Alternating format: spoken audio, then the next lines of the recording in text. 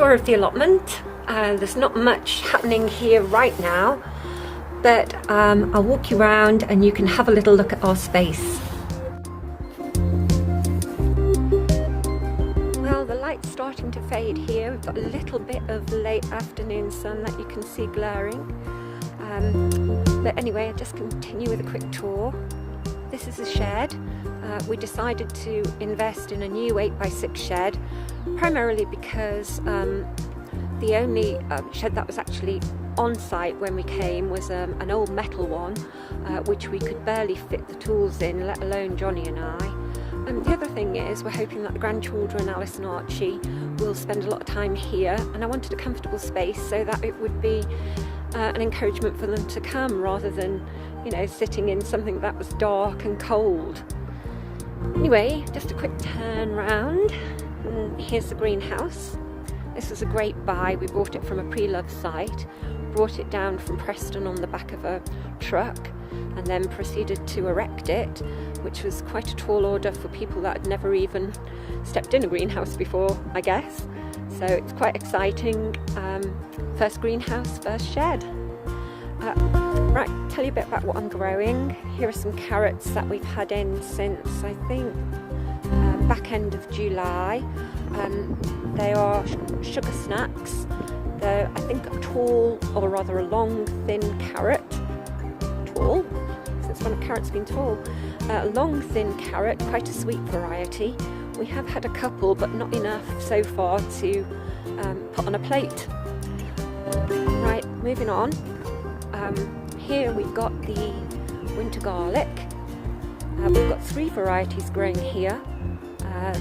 2 white varieties, one is Solent and the other is Carcassonne.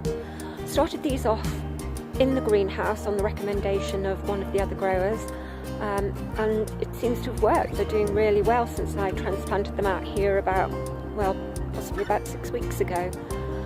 I understand from one of the channels, or something that I've read, that garlic needs 30 days and 30 nights of frost. Don't know if this is true, but perhaps you can let me know. Right, these beds here we hope to be planting with onions and shallots and strawberries, but obviously we haven't made any progress with that at the moment. Right, it was hard to know what to do with the plot once we got it. It was difficult because there was a lot of weed on site, so for the first 2 weeks it took us quite a while to clear all the weed away, and then it was a matter of what do we do next.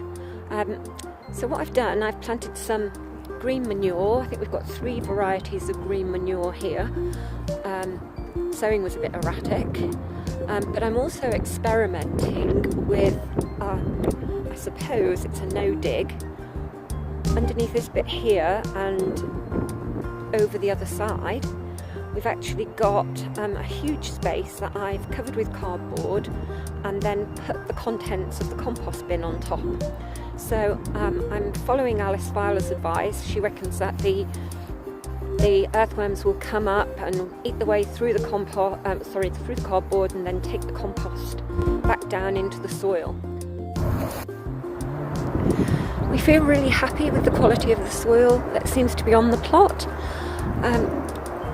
If you look towards where the car is, you can possibly see the outline of where the compost heap used to be. That was a horrendous space when we took over the plot. It was full of every sort of rubbish imaginable. It's taken since the middle of August till, I would say, a couple of days ago to actually get all the rubbish sifted and moved off. It's been a real labour of love by my husband Johnny. He spent the whole time on site just sifting away at the soil, and I guess what we've got here, I don't know whether you can make out with this mound.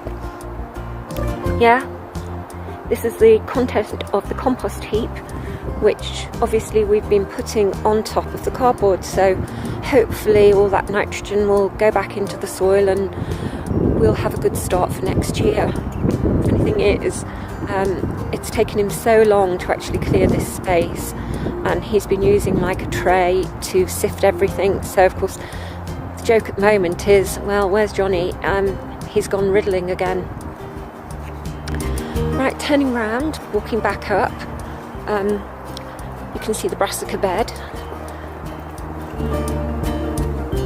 Right, I've got a row of swede here, which I'm informed by the allotment secretary will rot in the ground and won't last the winter, but hey ho, I'll learn by my mistakes. Next is the all year round cauliflower. And moving on, we have some purple sprouting broccoli. Looking at this, a couple have been blown over by the wind, so possibly have to be staking some of those to keep them upright. And then last of all, we've got some Offanen 2 spring cabbage, which I'm hoping we'll be able to harvest some of those in the coming weeks. They're now beginning to get a heart, and I'm looking forward to eating those. There's been a bit of an experiment going on in this bit here. We've got some late beetroot growing. I planted about a dozen, and I think there's probably about 4 plants that have survived. It's really just an experiment, so we're just going to see how we go. And then we've got a couple of rhubarb sticks. Not rhubarb, Patricia. Gooseberries. Yeah, a couple of gooseberry cuttings that somebody's given us, and behind that there's a red currant. I'm really quite keen on having a lot of fruit on the plot. I mean, if you just look, it's such a huge space. The trees at the bottom, the one on the left is a plum tree. We understand that is the best plum tree on the allotment. And to the right we've an apple tree, and in between that we're just going to have the new compost heap. But as a keen cook, I'm actually looking forward to using this space here for a really huge herb garden. So I'm hoping it will be multi-tiered, and that we'll be able to grow lots more than we've been growing in pots at home. We've ordered lots of seeds from the Gardening Association, which has an actual hut on site, and they're not due till January. So lots and lots of herbs on the way, and as we make progress with this particular bit of the site, I can hopefully make another video and let you have a look.